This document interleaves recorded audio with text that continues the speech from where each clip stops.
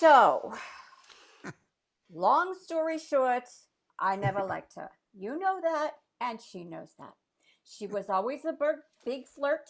Jimmy used to call her Easy Susie, but the rumor got around that she only flirted and wasn't easy, and that is the worst kind of flirt, in my opinion. If you're going to flirt, cough it up. He should have called her Cheesy Susie. And anyways, she was a grade below us, so I never had the time of day for her. Only the Sullivan brothers fell for her game. Fell all over her. Spent a fortune on shakes and fries at BK and nothing. A few extra pimples for their trouble. Believe me, she graduated with her knees sewed together. Anyhow, never give her a thought at the time. I heard about her wedding, one of the Mahoney brothers, her divorce. You hear bits of things. Never was too interested. I didn't give her a thought until this thing with Jimmy. Now, mind you, this is just months after his separation, when we're all hoping they'll get together for the sake of the kids, because a lousy marriage is better than no marriage. Jimmy Jr. already has trouble in school. He keeps smearing ketchup on the other kids' coats. Where he got that bright idea, I do not know. I don't even know who gets the ketchup packets. They're so expensive, they have to ask for them at the cafeteria. You practically have to sign them out. And he's smearing them all over the popular kids' coats. I have some in the kitchen drawer, but I don't let him near them. Oh boy. By the by, I don't use ketchup on my fillet of fish anymore. I don't know why. I don't like them plain now. Isn't that funny? Not plain, just the tartar sauce, which is only mayo and relish. Did you know that? It's just, where was I? So, the next thing we know, they were running around the bars together. Susie was running around with my Jimmy. Now, we all know to leave a man alone who is newly separated to give the chance a wife to change her mind. Forget about what he did or come to her senses, as the case might be. In this case, all three. I like Sheila. Mind you, she's a lousy housekeeper. It's all I can do to keep myself from scrubbing her stove. Cook and duck on every burner. You can barely see the things, the range things. What are those things? Jesus, my brain. Oh, yes, the elements. The elements. That's the name. The elements. The elements are, oh, that's a stupid name. Laundry on the couch, always. She's a good mother. I'll give her that. I'm only saying, with this girl sniffing around, she won't have a little time to cool off, a little time to consider, do I want to do this to my family? Jimmy's already running around, she'll say to herself. He's already got some woman. We're not even divorced, not even close to it. And her mother will be all over her to get a divorce because she never thought Jimmy was good enough for her daughter. Please, that old cow. Who are they too good for? Honest to God, what is it, 5 years? 5 years since her husband died. I see her in the grocery store sometimes. I think, honest to God, she looks a wreck. An absolute wreck, like it was last week. And I feel like saying to her, move it along now. You're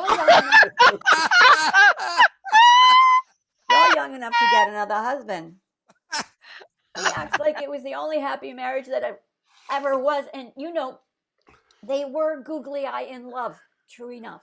You don't see that very often. But I feel like telling her, you can't get stuck on one tragedy. You can't get stuck on one of them because you got to get braced for the next one. Because here it comes. My mother used to say that, God rest her. Don't dwell on a tragedy because there's another one coming right down the block. So, Jimmy and her running around to every pizza joint in Southie. And Jimmy, with his sensitive stomach, she'll be sorry when some calzone doesn't agree with him. And he's fighting up the storm all night. And she'll give it a second thought then. Oh, yes, the fun times will be over then. Real life with a man is always different from that nice Hallmark channel. Ooh, I saw a good Christmas one the other night. This girl made a lot of money. This thing, banking or one of those big jobs. But, you know, never had a boyfriend. But she had a black best friend. And she told her she should date. And then her dead brother's best friend, who she didn't used to like because he used to tease her when she was fat, But he had troubles of his own when he was young, God bless him. And then the black friend said she should invite him to dinner for her dead brother's sake. This girl was an excellent cook, and that really is still, I don't care if you're a feminist or what, it's still the way to a man's heart. So she invites him over and he starts to fall in love, but she doesn't, with him because she is so busy making money. He's a carpenter, by the way. Good work if you can get it, but you can't always get it. So he makes less money than her. And that bothers her, but not him. And anyway, just now moving back into the hometown after a tragic event in his life. I forget what it was. So the black friend kind of tricks them into ended up at the Christmas town celebration, in the town square. Those always look so nice, even though it's filmed in California. And wait. I'll tell you later. I'm not talking about this now. I don't want to get myself off track. I'm talking about what happened. Okay. Anyhow, it's going to be nothing like the Hallmark show, Life with My Brother Jimmy, who was always spoiled by my mother. He was the baby of the family. It's easy to spoil the youngest, and with his glasses, that used to be a big deal for kids. He got teased about it so bad. He came home in tears, so she'd have cookies waiting for him, and that was how we noticed his sensitive stomach, which that girl will be sorry to live with if they can stay together, which who can tell?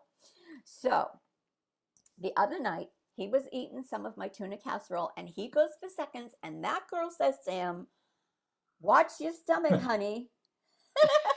She calls him honey already. He has seconds all the time with no trouble. And so, I had a word with her. I told her that. And next thing I know, she's in my face with her finger like I'm some child. And I'm getting a scolding for my own good. In my home, she does this. Next thing I know, there's blood. The ring must have caught her cheek or her eye. I don't know. And anyways, faces bleed like crazy. Maybe I caught her tooth. Her teeth are too big for her mouth. Some people think that buckle tooth thing's pretty, but I never thought that was cute. Wondered why they didn't get the poor child braces. But I guess they couldn't afford it. What was it? 10 kids? 9? Jesus, some people. And it's her own mother's fault because she married that no good Brian Delaney, whose whole family is a bunch of drunkards who spent all their money on liquor and never had enough for the poor kids, sending them out running around in torn clothes, threadbare, those poor children. No wonder they're screwed up. But still, you grow up, you don't have to stay screwed up. That's what my mother said. God rest her. She always said, you turn out the way you want no matter what happens to you. She was right. Those Delaney's, they drink the hot stuff. Don't even start with beer. Go right to the scotch, straight up. Not even on the rocks. So they all those big red noses where you can see the big gross veins as they come up. And there is no going back from that. Even if you stop drinking, you are stuck with that for life. It's time to drink some wine. The wine we have is very nice. I like the Ernest and Julio Gallos better than the, what's the other one we used to get? Oh, the Barbaros. A little bitter, I think. And the boxes are smaller, so it's more expensive in the end. And so anyways, Susie had been sucking it up pretty good that night, so her balance was off. So she sort of fell into me, so I can't be blamed for the whole thing. I just lost my temper. We are cursed with temper in my family. But I didn't do anything but a little slap on the mouth, and her big teeth, they caused the problem. And the next thing I know, there's an ambulance in the driveway. An ambulance for a cut. What does the world come into? She has to go to the hospital because when the EMTs get there, she's screaming, I got a concussion, I got a concussion. And so they have to bring her to the hospital because of all those football players and their brain problems. And she's going to sue me. I'd like to see her try slapping someone in my own house. I'd like to see that. An ambulance. And Jimmy right there. He could drive her if he likes her so much, drive her to the hospital. So someone in this house, a guest. Half the time I don't know some of the people here. They just show up. A guest in this house called 911. You know who I think did it? Leanne, what's her name? the one whose sister got bit by a monkey at the Franklin Park Zoo. She was too close to the cage, obviously. Her own fault, if you ask me. Who gets that close to the bars?